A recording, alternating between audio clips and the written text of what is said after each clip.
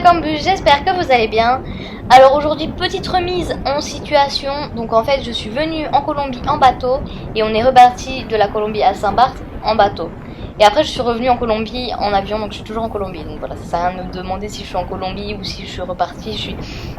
Je suis toujours en Colombie, j'ai pas bougé. Du coup voilà, j'espère que cette petite vidéo souvenir de notre traversée va vous plaire.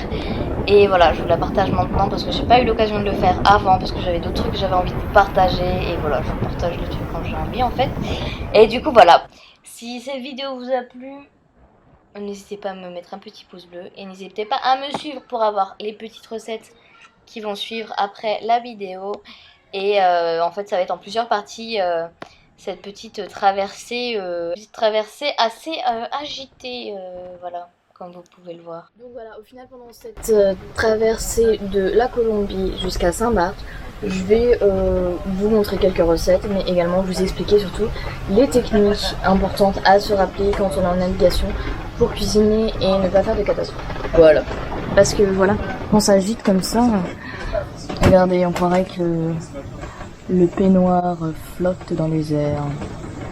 En vrai ça se voit pas, c'est ça qui fout la rage d'un bateau. C'est que ça s'agite à mort. Toi t'es debout, t'es grave de travers. Genre là je suis debout normal.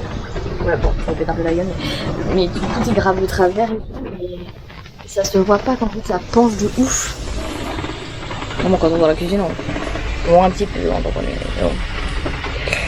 Aujourd'hui moi j'avais donc préparé à l'avance quelques carottes découpées. Le truc à ne pas oublier évidemment, c'est de mettre la cuisinière sur, comment ça s'appelle ça, sur balancier là, sur pour que ça pivote, afin que ça s'adapte au mouvement des vagues. Sachant que là ça ne bouge pas trop, je peux me permettre de garder ma poêle comme ça et juste de laisser la gazinière qui pivote comme ça. Mais je peux me permettre de laisser ma poêle comme ça parce qu'elle va pas d'avant en arrière comme ça, elle va pas tomber.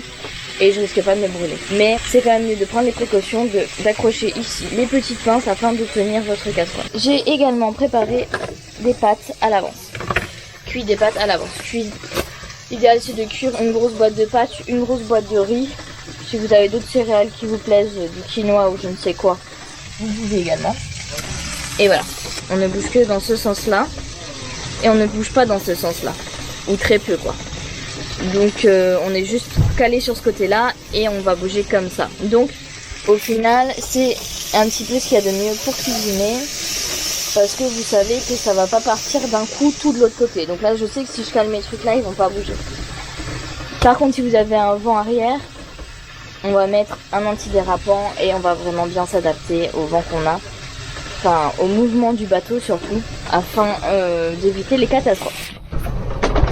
Donc en fait aujourd'hui j'ai décidé quelque chose, c'est que je vais vous faire deux vidéos, une sur les astuces en navigation et une autre sur les petites recettes, voilà, que je vais vous publier après, histoire de vous mettre en appétit pendant les petites astuces, voilà. Après si beaucoup vous allez devoir attendre une semaine pour voir les recettes. Cuire le riz à l'avance pour que ce soit plus pratique, et surtout pas besoin de le réchauffer, sinon vous allez utiliser plus de gaz. Pour économiser du gaz, laissez-le froid et versez directement le chili con carne chaud dessus. Voilà, ça va largement le réchauffer, vous allez même vous cramer. Alors un truc assez important quand on cuisine en navigation, c'est couper les légumes assez fins pour que ça cuise plus rapidement. Donc on économise du gaz et du temps de cuisson. C'est le petit conseil du jour, bien savoir ce qui va se périmer en premier pour éviter de faire de la perte, enfin d'avoir de la perte. Et voilà. Donc là moi j'ai du frais qui s'est perdu parce que j'ai pas pu cuisiner les premiers jours. Et du coup voilà, ça s'est perdu parce que ça ne pouvait pas se garder plus longtemps. Donc voilà, petit conseil hyper important. Autre petite astuce bien gérée, son temps de préparation afin de gagner un maximum de temps. Par exemple, pendant que mes légumes cuisent, je vais couper mon poulet pour ensuite mettre mon poulet à cuire. Il faut savoir faire les trucs dans l'ordre pour pas perdre de temps. Parce que si je coupe mon poulet, je coupe mes légumes, après seulement je cuis mes légumes, j'ai perdu le temps que je coupais mon poulet. Vous voyez ce que je veux dire? Il faut vraiment bien préparer ces étapes de préparation.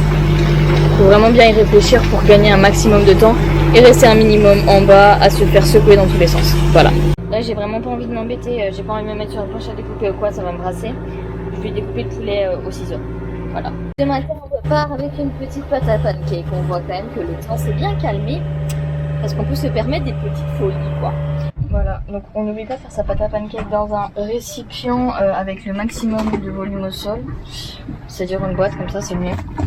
Pendant que ma poêle chauffe et que mes pancakes vont cuire, je vais me préparer pour mon repas de midi. Comme là ça bouge pas du tout et que j'ai pas du tout le mal de mer, j'en profite pour cuisiner un petit peu à l'avance. J'espère que cette vidéo vous a plu et alors on n'oublie pas de s'abonner et de cliquer sur la cloche parce que la semaine prochaine, la semaine suivante, on va rester sur cette traversée et on va passer sur des petites recettes et également une petite histoire de cette traversée assez riche en émotions. Voilà, bisous!